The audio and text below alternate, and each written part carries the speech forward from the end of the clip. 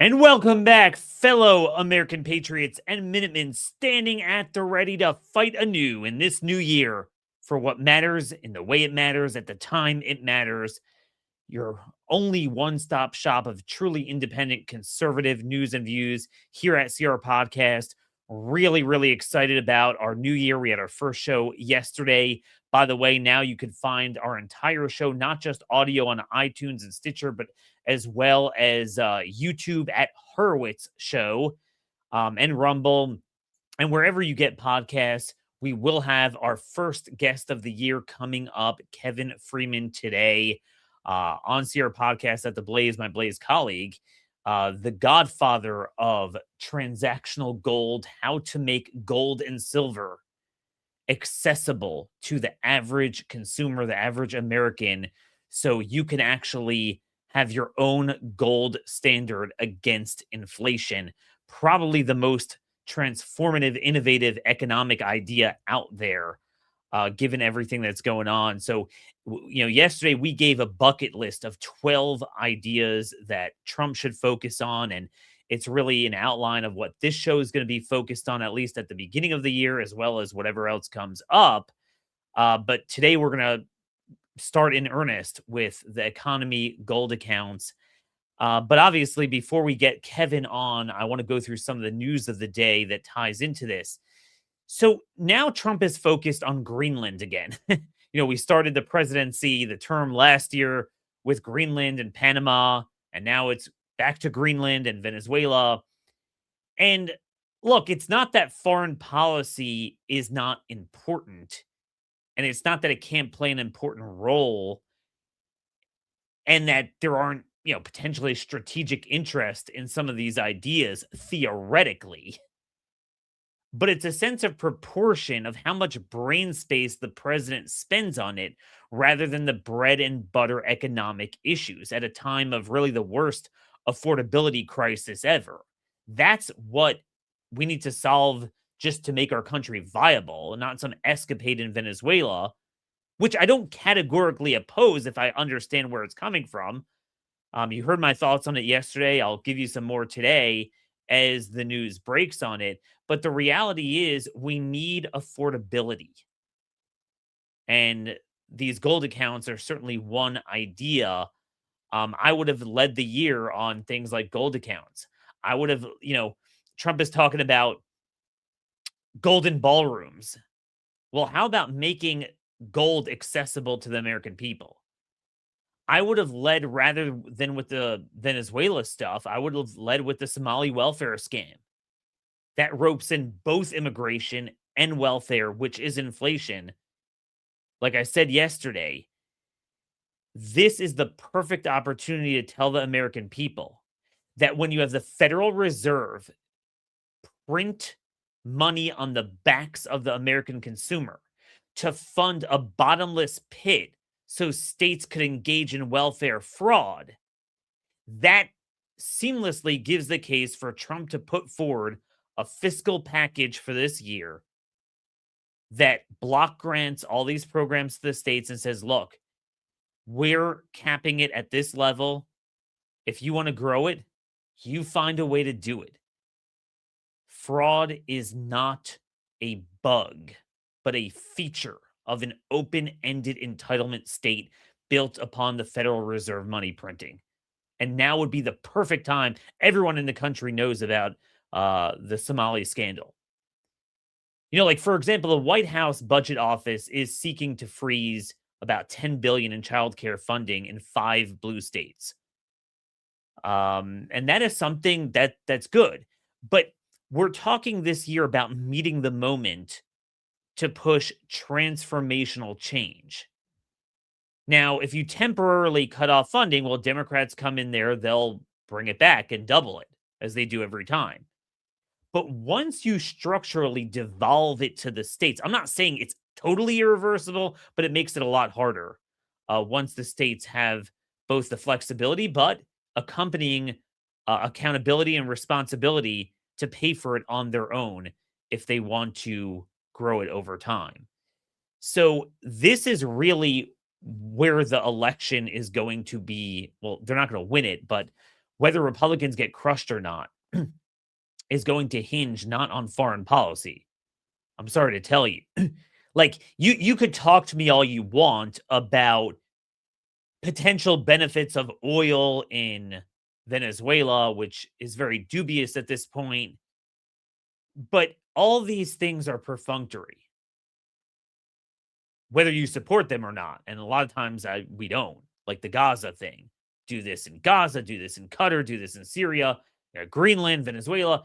But look, the bottom line is you could find these gimmicks to try to get revenue. And I think this is the Scott Bessent Trump path to say, look, I don't want to cut spending. I don't want to do this. I don't want to tackle the knotty domestic issues. Let's just find ways of selling gold cards, selling this, and getting tariff revenue. And none of that's going to be enough to fundamentally alter the bankruptcy, the stagflation crisis in this country.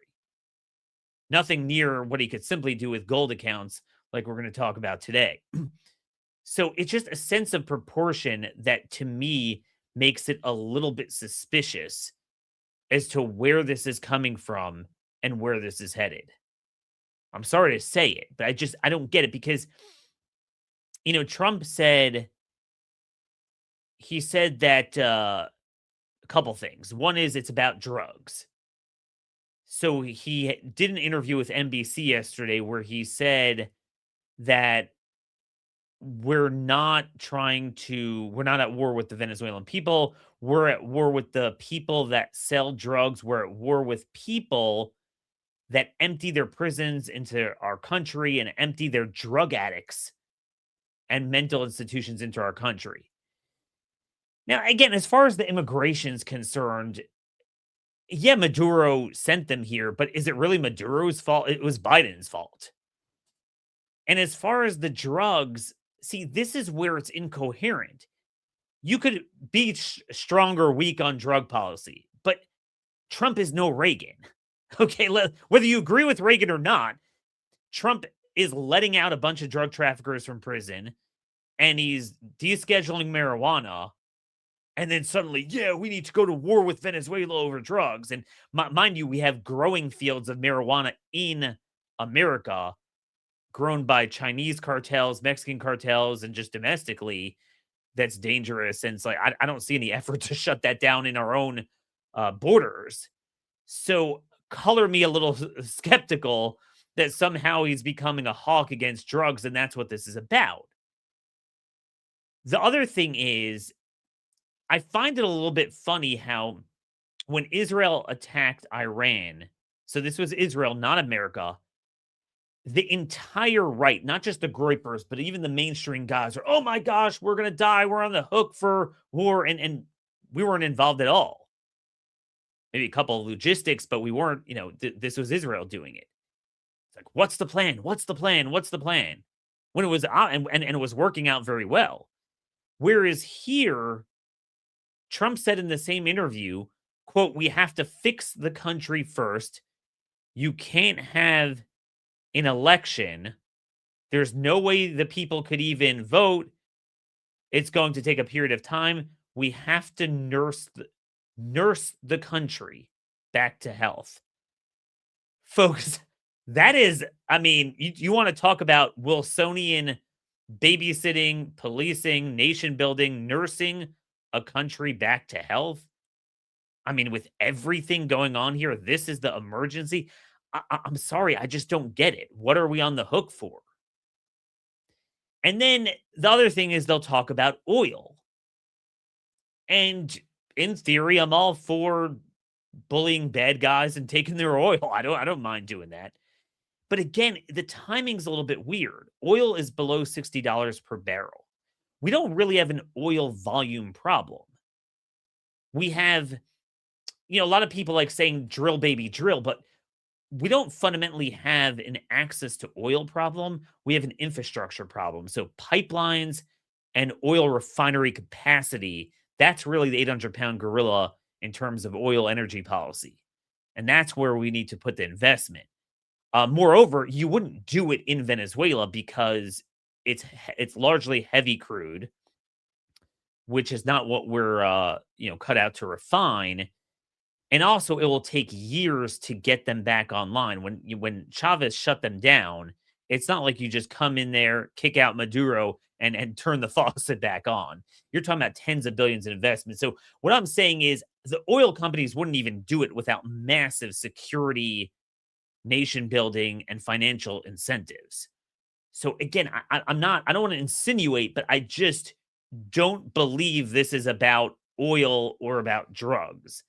And I'm not really sure what it is, but I don't see a coherent plan there. One other thing I want to get to before Kevin, and this is something that we're going to really beat the drums in the coming months over primaries.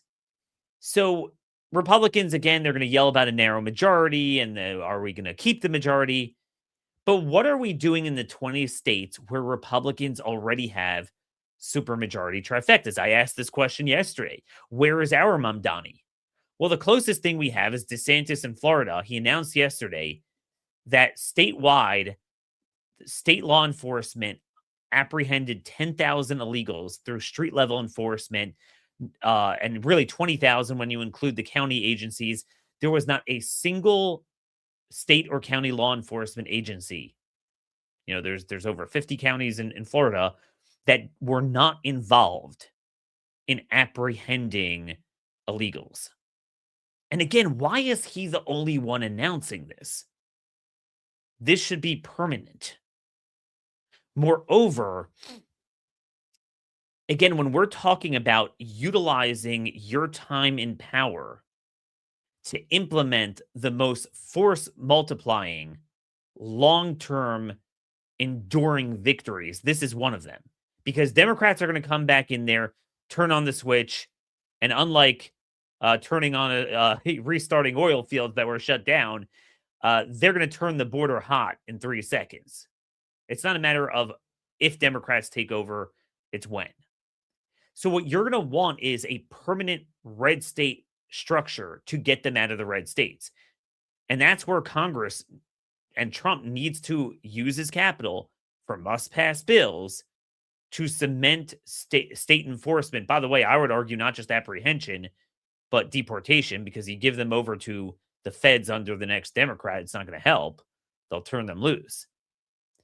But just to show how illegal immigration is all about incentives, and states could shut it down at least within their borders, Politico reports that Florida's strict immigration policies are having a chilling effect on K through 12 enrollment, both in public and private schools alike. Growth is reportedly slowing for Florida's booming school choice programs, while public schools are taking a hit.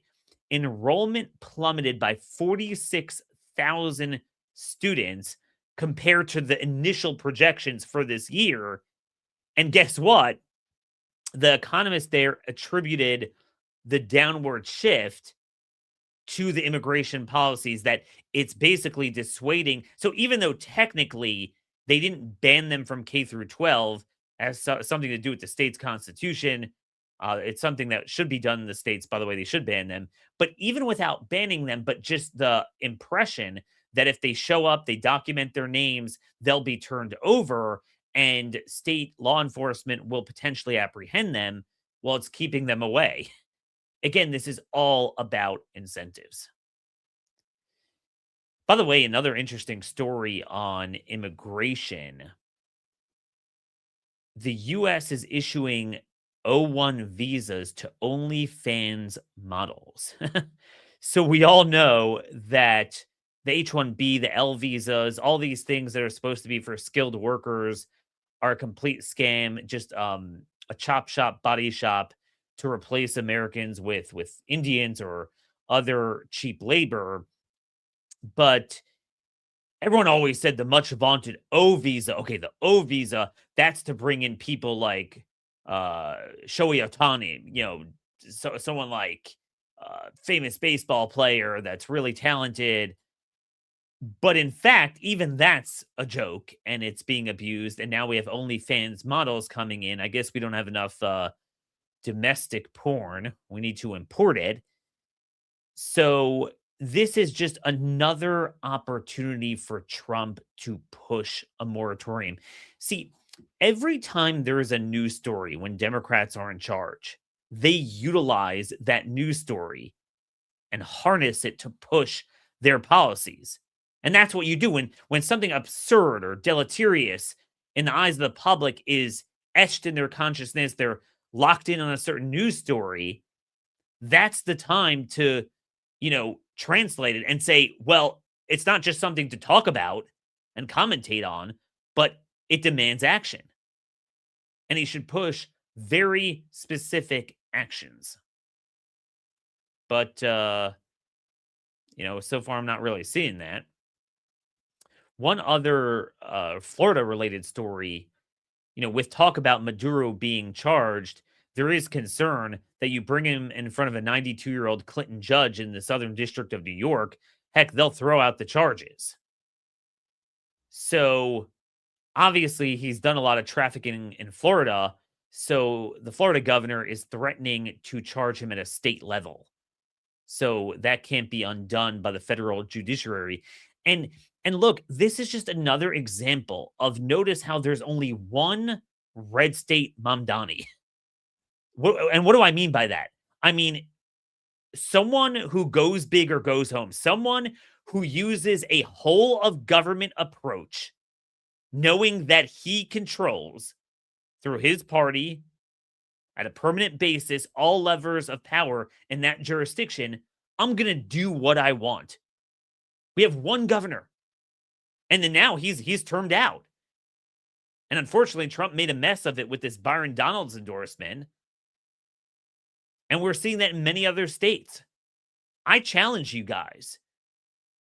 Count there's about 20 states that Trump carried by a larger margin than he did Florida. And he carried Florida by what, like 13 points? So I don't care how bad things get. We should be running up the margins in those states. And a lot of them have open governor seats, or even if they're incumbents, they should be thrown out. Who is this star that we have to look to that we know will be DeSantis plus? Who do we have to look forward to who will be DeSantis anything? Okay? And the answer is we don't really have that. And that's why we have an obligation in the next couple months, because this is a make it or break it time for primaries. A lot of primaries are in June, July, August. And that's not a lot of time to set up a campaign and run. We do not have quality gubernatorial candidates in most of these states. And here's why that matters. You could complain and say I'm wrong all you want, but if you're a betting man, you got to bet on Democrats winning the presidency next time. That's just obvious. I'm not saying it's guaranteed and we know the future, but you have to certainly game out that outcome. Now, what are you going to do? What are you going to do about it? Okay? I don't want to be caught. I don't want to be caught in the same position we were in 2021. And it's an interesting day to have this discussion because it is January 6th, and you remember what happened there and what they did to us. That degree of weaponization is going to be like child's play compared to what they have in store for us in January 2029. So my question to you is, don't you want governors in states that will interpose and protect you? So again, there's a lot of issues to get to, but I do want to get to our special guest. Just first, I want to reiterate my public service announcement. Because I'm shadow banned everywhere, I'm trying to go directly to you. At Horowitz Show is the new YouTube page I'm trying to build up. Just started it. That's really where you're going to find all the videos. You're going to find any other interviews I do on other shows that you might miss. I'm going to put up there. So you're definitely going to want to subscribe to Daniel Horowitz on Horowitz Show. I couldn't get my own handle. My name is kind of common, although I did get it for Substack. So I'm starting a Substack. Already have some good daily digest there. It could be emailed directly into your box. So those of you who follow me on Twitter and you're like, I don't see you. That's because the algorithmic enshittification of the internet. Uh, Thank you, AI. But email is email. I mean, you're going to get it direct if you sign up, maybe twice a week. And then we are looking for an elite class of you guys that want to interact in a Q&A, off the cuff. We'll do it live, maybe do about two a month. I haven't set that up yet, but it's something I'm looking at. So again, at Horowitz, or at Daniel Horowitz on Substack. So I want to get to our special guest here. He's waiting in the background. Kevin Freeman. Oh my gosh. Kevin is one of my favorite men alive. Kevin is just unbelievable. You know, the reality is, the reality is that America's economy is at the mercy of crony capitalism and venture socialism. Okay, that is the reality. And we look at the Mag 7 companies. We look at the monopolization, healthcare, tech, the Federal Reserve, asset bubbles. And meanwhile, in this K-shaped economy, 80% of us, and no fault of our own, and at no fault of the free market because we have none, you're facing a permanent dynamic of stagflation where you're not going to earn enough to keep up with this cost of living. Now, it's quite a fortuitous time to have Kevin on to discuss personal gold standard, personal silver standard. Silver is rip-roaring again at $80, crossed $80 an ounce. Gold's over 4,400, approaching 4,500. The question is, how do we usher in a true golden era? And the golden era, my friends, is not the ballroom at the White House. It's not data centers. It's not big tech enshittification of our brains and our lifestyle.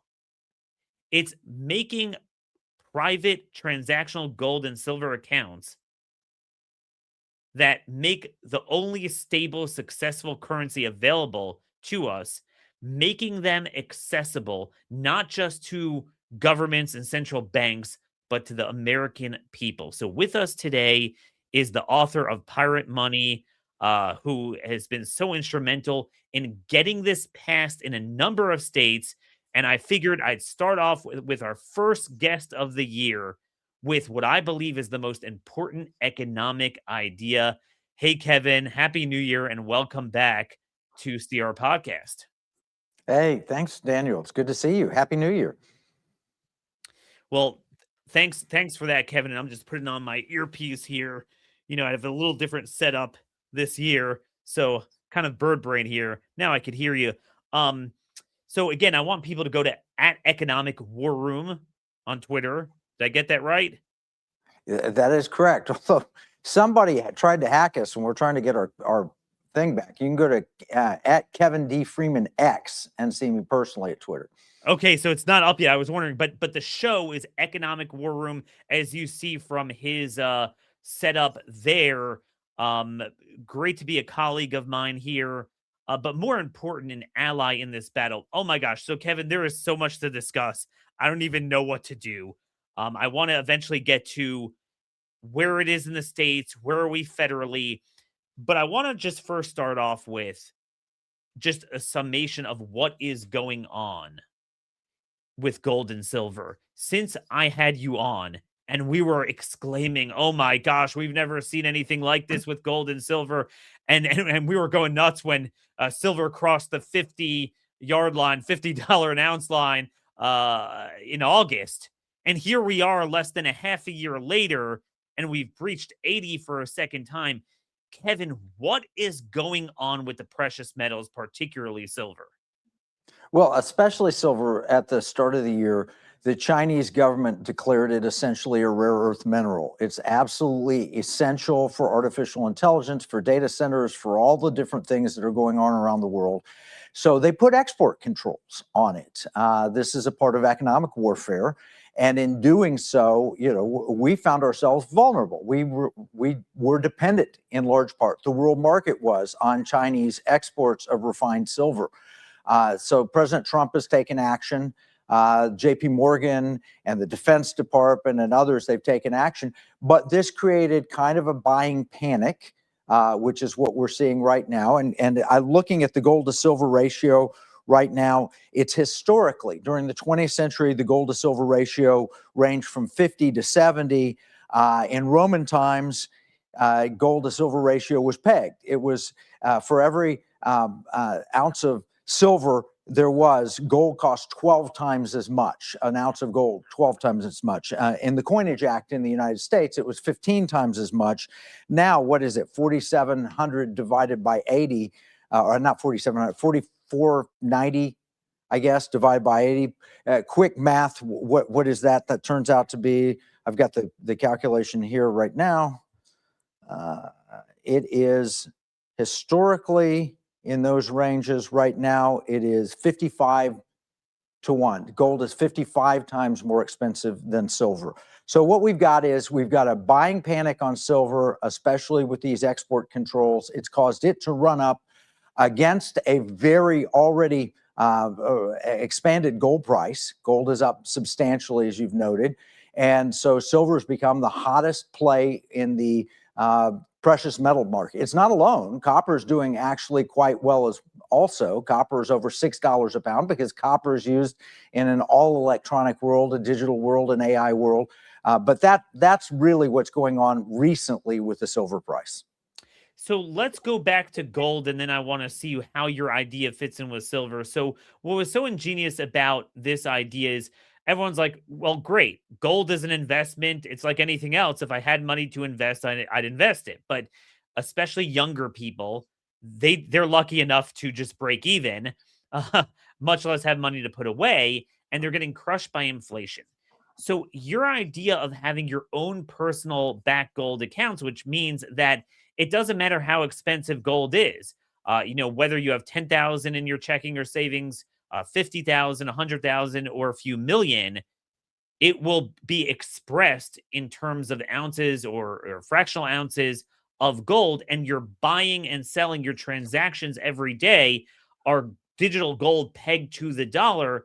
So explain again, I want to review for our new audience, new year, how, your average 25-year-old struggling to get off the ground in this economy and this debt-driven venture socialist manipulated, monopolized economy, how they could utilize these accounts, and we'll talk about where they're set up in their structure, for example, to deal with housing $500,000 and, food so expensive. How does that work?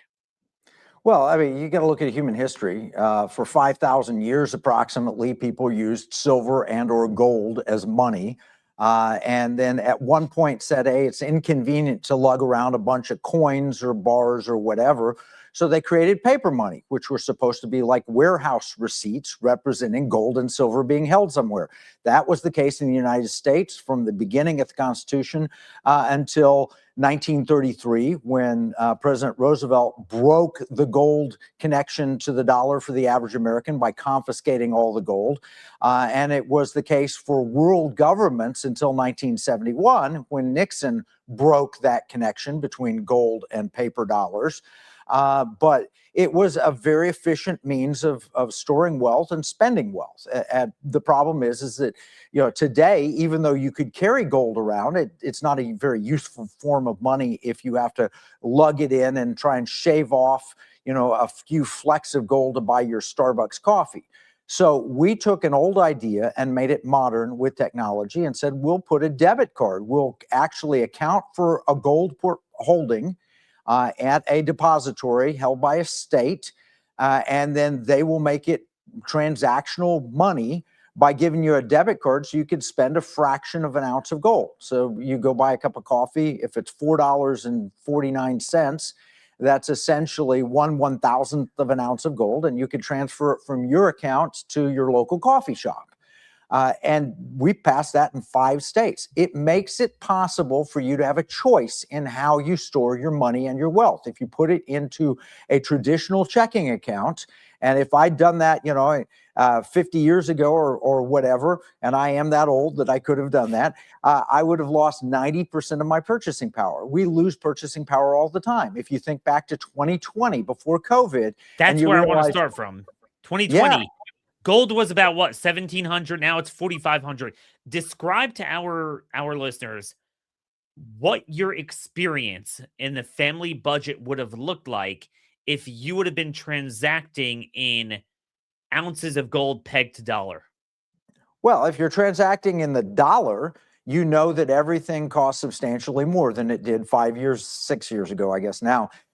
It costs, for example, 25% more or so, approximately, according to the Consumer Price Index, 20 to 25% in that range. It's been a lot higher than that. I mean, go buy a cheeseburger and you realize that the cheeseburger is costing you $15 at a fast casual restaurant, and it cost you $6, 6 years ago. But if you priced in terms of gold, gold has more than doubled. It's up 2.5 times approximately. So you'd be able to afford that cheeseburger. Take 2.5 times on $6, that's $15. Priced in gold, your cheeseburger costs probably less today than it did 5 or 6 years ago. And that's true with everything. Housing, because again, clothing. what you're paying is, just so people know, what you're paying is, in the case of a cheeseburger, obviously a fractional ounce of gold. You accumulated that, you have that gold. And people are like, oh my gosh, but gold is so expensive now. Yeah, and it will cost just a tiny bit of it to pay for that. It holds its value. Now, obviously, these years are crazy because of what the government did. So you would actually have been gaining, but at a minimum, what you're trying to advocate is, we're not viewing this as in terms of an investment, because remember, investment, you have to pay capital gains on it. And this is sort of the rub here. We have to deal with the IRS. I want to get to that in a minute. But just so people know, I just went over my finances December 31st. We're off over the holiday. So I figured I'd go through it. And I showed to my wife, I tallied our food bill. We go to like 3 different supermarkets. So I tallied it all up in the credit card. I was just curious. And I adjusted for, okay, we made a big party, a family party this year that we didn't the previous year. But otherwise, it was remarkably consistent. Okay, I got 4 kids and remarkably consistent buying patterns. Okay, our food bill was 7% higher even after I adjusted for anything new. And I was like, hey, the CPI ain't showing that, but it is. Yeah, no question about it. I mean, and everything, clothing, food, housing, you name it. Let's say you have grandparents and they were buying a home in 1975. That home costs $40,000. And you think, wow, I wish I could go back to 1975. But if you price it in gold, that home costs 250 ounces of gold. It was $160 an ounce then. Today, the average home nationally is maybe 400,000. So home prices have gone up 10 times in 50 years. But gold is over $4,000 an ounce. You only need about 100 ounces of gold to buy a home. So if Nixon had not taken us off the gold standard, and if we had not expanded our deficit spending and ballooned our debt, and everybody was transacting in gold, we wouldn't see any inflation. And in fact, the history of humanity with technology is that we don't have inflation. Prices should get cheaper, not more expensive over time as we expand technology, because we can find more oil with technology. We can produce goods easier with technology. Prices should be going down. It's government spending and government debt that's created the inflation problem. But if you kept that out of it and you priced everything in gold or silver, you're actually paying less today than you would have 20 years ago, 40 years ago, 100 years ago. I want you to repeat that, Kevin, because I didn't mean to get into that, but I think that's one of the most important things you've said.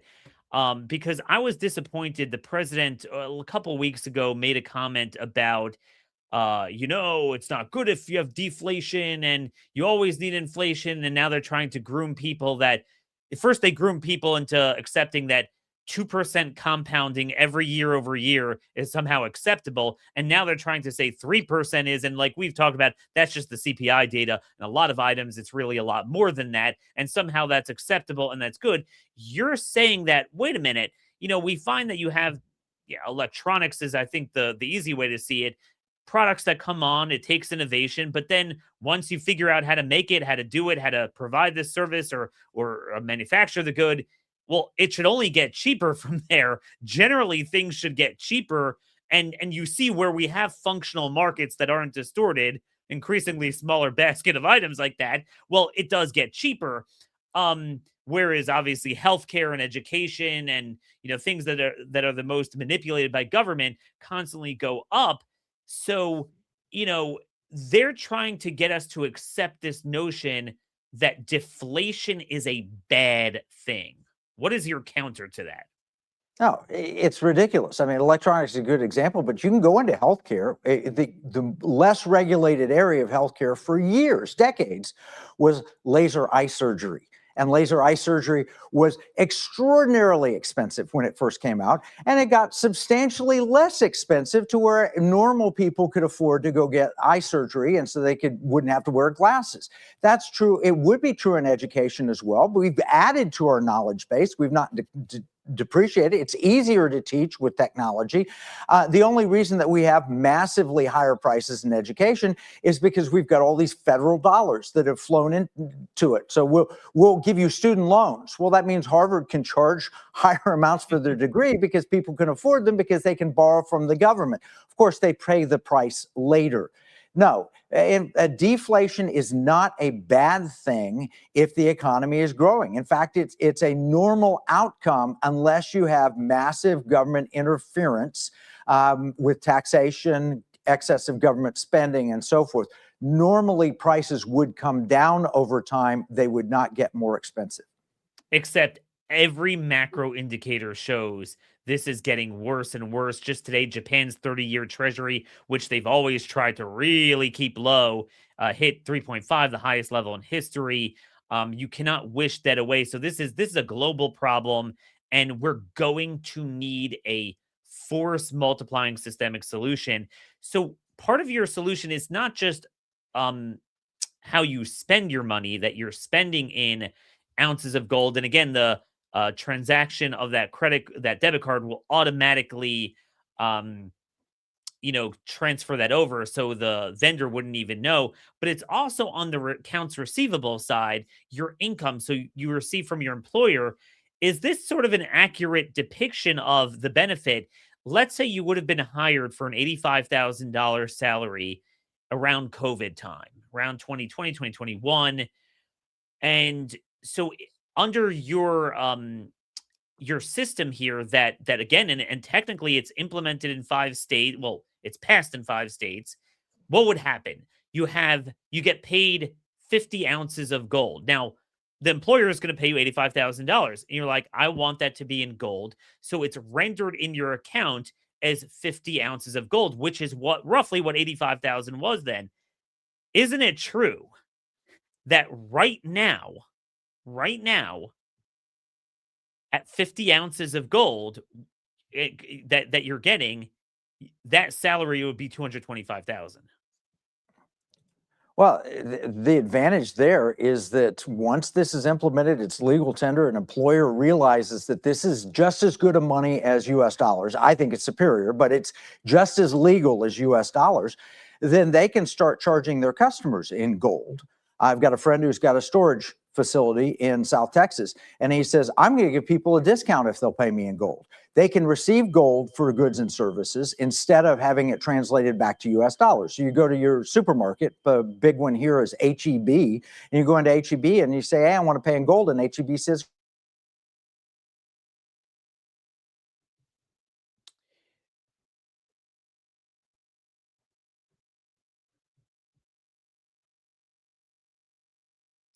Yeah, so we lost Kevin here for a couple seconds, just waiting for Kevin to return, and we'll get him back up here as soon as he is ready and back in the studio. Um, this sounds like it's a little bit in the weeds. I know some of you heard it last year and you really liked the idea. We've passed it in Florida. We passed it in Texas. We passed it in Louisiana, Arkansas, and I'm forgetting the fifth state. And he'll clue me in on that. I should have written that down. Now my big question I'm going to have for him is, what is taking so long to implement it? Because every month that we miss out on this, you're missing out. Also, the big 800-pound gorilla in the room is taxation, right? It's only going to be able to compete as currency if you don't tax it as an asset and you treat it like proper currency. So that's definitely something that we're going to want to look at here. So we're just going to wait for Kevin to get back on here. All right. So what yeah, I was saying, you were just telling me about your supermarket and how that transaction works. yeah. So if the supermarket receives gold and silver, they can offer their employees to be paid in gold and silver. This is legal money, legal tender in the 5 states where we passed it. What it creates is a de facto personal gold and silver standard that people can opt into. It's how free markets work. It's the whole notion of I have a choice in the money that I used, which is not a foreign thing to the United States of America. This has been a part of our history since pre-Federal Reserve. So starting in 1776, running all the way till 1913, and really past that, people had a choice in the money that they used. They could use individual banknotes, they could use Federal Reserve notes, they could use Treasury notes. In this case, they'll be able to use gold and silver under state authority. And if they get paid in gold, they can pay their friends in gold. Yes. And you can go out to dinner. It's just a choice we're giving people. No, exactly. And this is the difference between just buying a gold ETF. There's 2 things about that. Number one, particularly for younger people, they just don't have extra money to, rather than investing in the stock market, I'll invest in a gold or silver ETF. And that's fine. That's fine to do. But again, they don't have the money to do that. It's got to be their base money that they're earning and spending that's transacting, because they don't have extra money right now. Maybe if we do this, they will have extra money. And number 2 is it's subject to capital gains taxation. Whereas if you allow it to have equal footing with the dollar, it doesn't. So Kevin, that's where I want to go here. Trump has been president for a year. 5 states have implemented this, but it was under the assumption that the feds would come up behind them. The IRS would rule pursuant to the Constitution, its case law, that transactional gold is indeed a currency, not an asset. Where are we with the IRS taxation? Well, first, let's start with this. The IRS own code, as it stands today, has no basis for taxing transactional gold and silver under state authority, under the constitutional authority. They're pretty plain in this. They don't actually have a basis other than IRS code that they wrote themselves, not Congress passed, to tax gold and silver at all. They looked at it and they said, it looks like a collectible or a commodity, therefore we'll tax it as a collectible or commodity. And that's what they've been doing. That wasn't passed by Congress.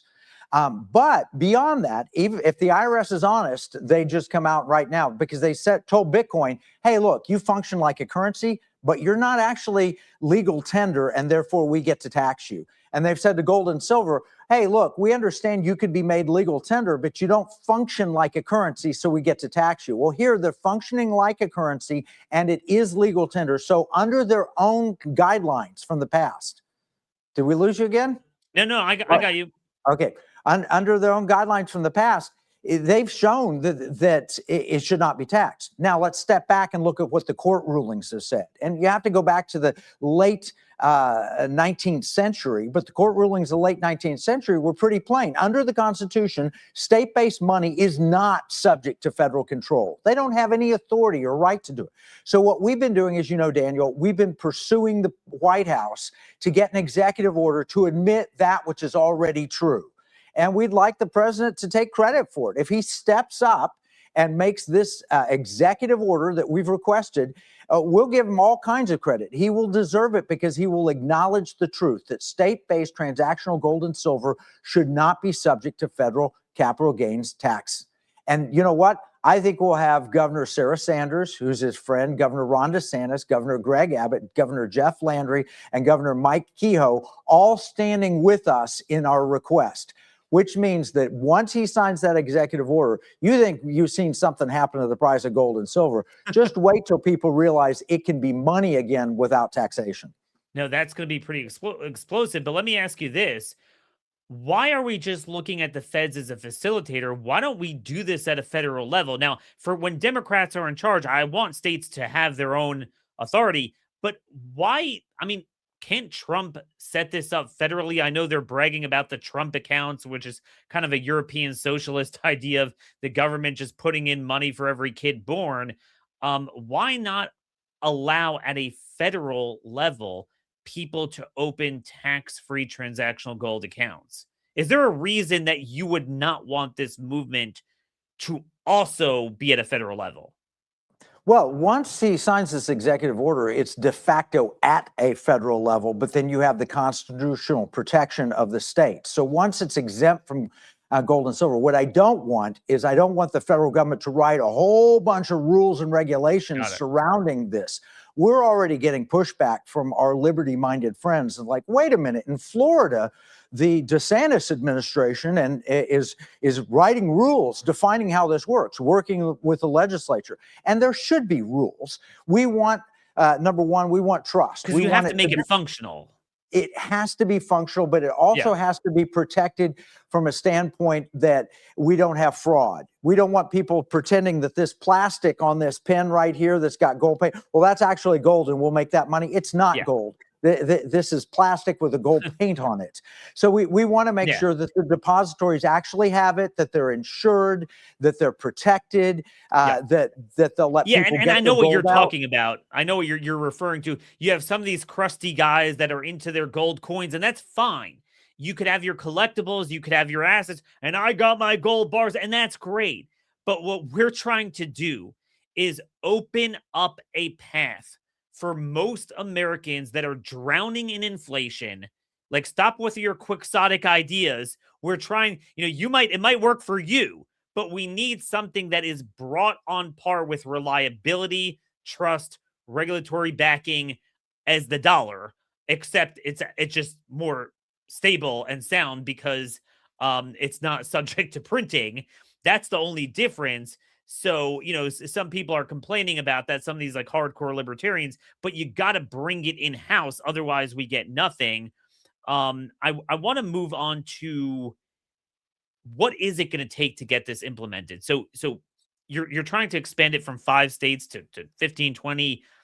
You got Missouri, Arkansas, Louisiana, Texas, and Florida. But in those 5 states, how long is it going to take to get them implemented? Like, I want to open an account in Florida or Texas tomorrow. Yeah, well, in Texas, it's going to wait till the comptroller actually starts enacting the law. Currently, we have a appointed comptroller. There will be an election, and Kelly Hancock, who is a former senator, he was my state senator, is the acting comptroller appointed by Governor Abbott. Running against him is Christy Craddock, the former railroad commissioner, and running again also Don Huffines. Yep. And I've been mutual friend of ours. I've reached out to all 3 of them and encouraged them to enact this swiftly if they're a comptroller. But it's going to take that election, I think, in Texas. I really do. I think that's where we are. In Florida, they're moving very rapidly on writing the rules, and we've been a part of that process. Now, to facilitate this, to make sure that it doesn't go wrong, I want to give fair disclosure. At the end of the year, my business partners and I looked at all of the technology providers, and we selected one that we thought was the best, and we made an investment in them. It's Glent out of the United Kingdom. Problem with Glent is it's a UK company, and the gold is held in Switzerland. Our investment was telling Glent, you have to move to the United States and operate. There will be others. There's Kinesis who's come up and Peter Schiff and others. There will be others. This is going to be a free market. As long as they conform to the rules of Florida or Arkansas or Louisiana, they ought to be able to be a provider in this. And I'm not trying to bar anyone else. I just want to make sure this baby doesn't get strangled in the crib. Exactly. We passed it into law, and I want to see it implemented, and we had to place a bet, so we placed a bet, and it's the one I've used for 3 or 4 years. Sure. But That doesn't mean that other providers won't be able to be successful. In fact, I assume that they will. We're going to do our best to make it work. And if somebody else makes it work better than us, well, I may lose a little bit of money that I invested, but the whole of the nation will be better off because we'll have a good, solid gold and silver provider. And one other thing, Daniel, I want to mention that's important for those crusty gold guys who say, I don't want to enter this system. Hey, look, we're going to give you a choice. I hope the executive order from the president is like this. And it says, if you've got gold and silver held outside of a system and you want to transfer it into the system, you get a 1031 exchange so that you go get it assayed and weighed and verified that it's legitimate gold. And there'll be a cottage industry of suppliers like pawn shops or gold dealers or whatever. And they will say, this is real. And they will pay you in gold in the system. And you could be exempt from capital gains tax on that transference. If we get that and you have the ability to own gold at home, put it in the system when you want to, take it out when you want to, there'll be a fee, no question. But if you eliminate the tax, it will allow gold and silver to be truly treated as money again. And that's our intention. Yeah, the only leg down against gold is obviously the services will have to have a transactional fee. But I think as we look at the performance of the dollar, and we ain't seen nothing yet with the trajectory of entitlement, stagflation, people needing even more help, so more debt, it's just fun. And I think most people will take that. But again, it's got to be functional and practical. We can't just yell gold standard into the abyss or gold bars. And again, everyone has the right to do what they want. And some of that works for people. But we need a model, because this is really where I wanted to land the plane with you, Kevin. Aside from your transactional gold campaign here, I want you to talk about, you started a bunch of these other programs and advocacies that you're looking into. And let me just preface them before you start talking about ARC and SCAN and your Economic Justice Board, because they might sound like Bernie Sanders terms, but people like us and Bernie are identifying the same symptoms, except we would argue he and his ilk caused them with the government interventions. And we're trying to reverse that in restore the free market. Either way, we don't have a free market right now.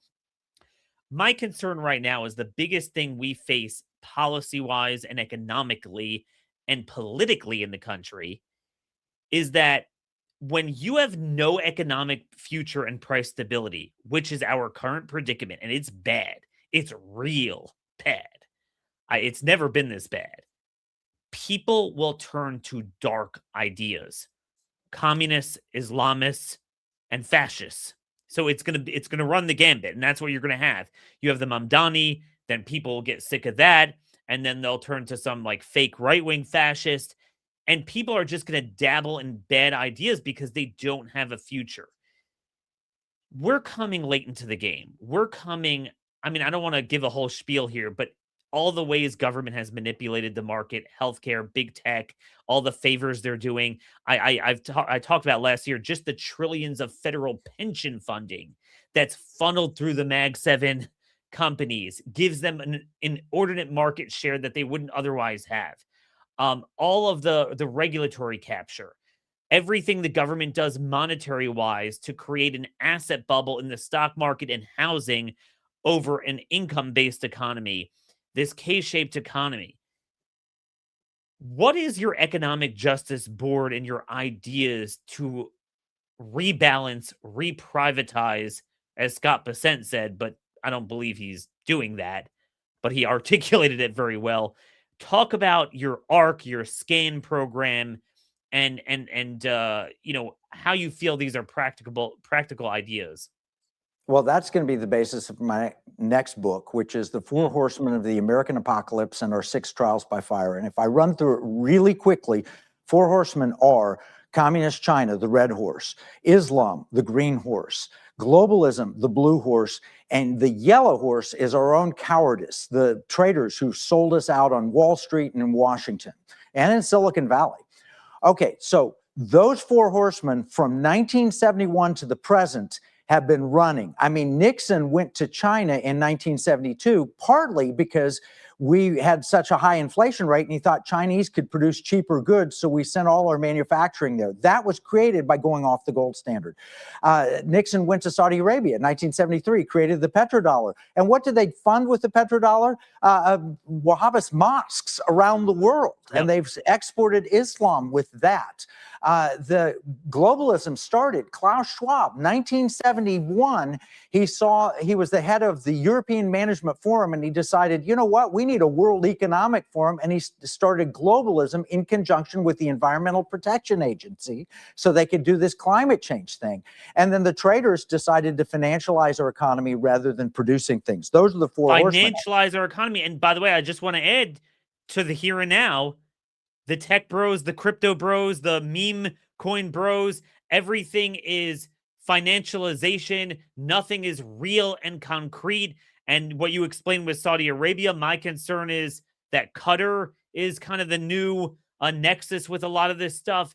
So what you're saying is this is all a symptom of rotting out the price stability, the purchasing power of your average consumer, average small business based upon God's currency. So where are you headed with this?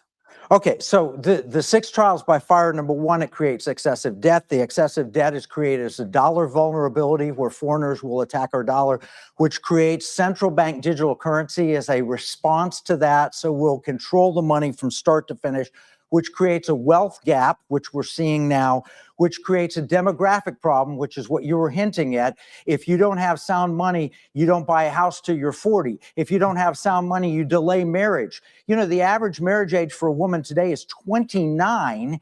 And you know what? That's at the peak of birth years. You're going to wait 3 years today after getting married, which means we'll have fewer children, which means we need to import people, which is immigration, and they don't want to assimilate. So all of these 6 trials by fire started in 1971. The solution for it is in part to give people an opt-out, but we're going to have good, solid policies on debt. And I don't see the federal government addressing the debt as they should. We're going to have to address that. We're going to have to shore up the dollar. And the best way to do that is to give people a choice in the money that they have. And that will bring gold and silver to America and strengthen the dollar. We've got to eliminate central bank digital currencies by having an alternative, which is transactional gold and silver. We've got to shrink the wealth gap. And that's the one you asked about, ARC, affordability, reward, and kindness. The solution to the wealth gap is affordability. We address that with real money and other solutions. It's not a 50-year mortgage. That's a stupid idea. It's not a 50-year mortgage. It is actually giving people affordable housing. Reward means that if you work harder, you get more reward. And we need to explain that to people. It's not been true. We've seen people work. I've gone to school. I got a degree. I got 3 degrees. I'm not getting rewarded. Well, we need to take them back to common sense principles about where you can manufacture. You don't get rewarded by financializing the economy and playing with futures in the stock market. You get rewarded by creating things, building things.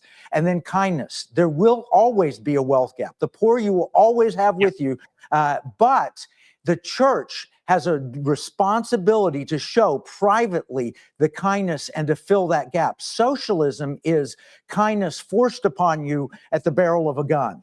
It is not cheerful giving. It is not accomplishing anything that God intended. If you see your brother in need, you should be meeting their needs. So affordability, reward, and kindness, teaching that to young people from the beginning. SCAN is addressing the 4 horsemen of the apocalypse, and ARC is addressing the very real trials by fire that we're going through. So we're asking the president to create an economic justice board. I've talked to Dr. Carson and others to be a part of it so that we can bring to the president good ideas to implement, and we can take to the Congress good ideas to implement to provide affordability, reward, and kindness.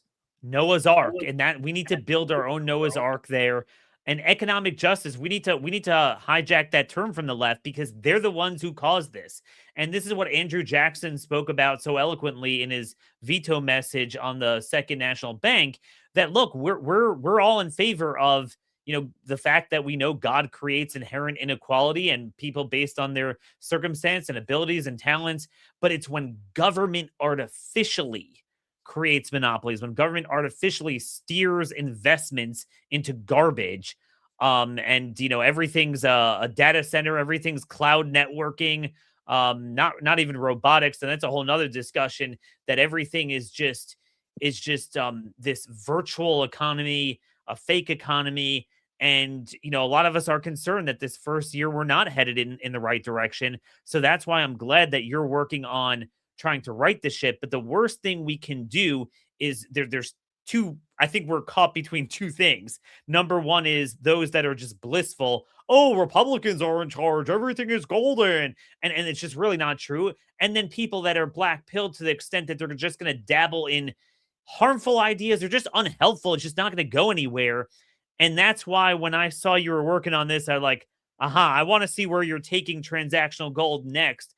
How to take ideas that we know need to be implemented, but how to practically, functionally implement them with the hand that we're dealt with. Because if we don't do this, what we're seeing already is people are going to dabble in very dark ideas. If people are desperate, they'll turn to an Islamist, they'll turn to a Chicom, they'll turn to, the four horsemen you talk about, because they have no other option. And it's not about gold ballrooms. We need gold accounts for people. Gold cannot be monopolized by only those with money. That's true economic justice. We need to reclaim a free market, but we have to articulate what that means and what it doesn't mean. Kevin, for now, where could people follow all your work, everything you're doing? All right, the main website would be economicwarroom.com. If they want to learn about the Economic Justice Board, we're just taking people to sign up at economicjusticeboard.com. And so those are two places you can go. And if you're really interested in the transactional gold and silver, it's not just gold, you go to transactionalgold.com. Transactionalgold.com. And again, all 5 bills that were passed, to my knowledge, would incorporate potentially silver as well as an option, right? Exactly. Perfect. Well, you're always thinking of ideas. That's what we need, and people with conviction to implement them. Kevin, thank you so much for joining us. And folks, thank you all for listening today. Again, sign up for our Substack, Daniel Horowitz Substack, Liberating Truths, as well as at Horowitz Show on YouTube, in addition to where you hear this on iTunes and Stitcher. Till tomorrow, Micah 6'8", and God bless you all.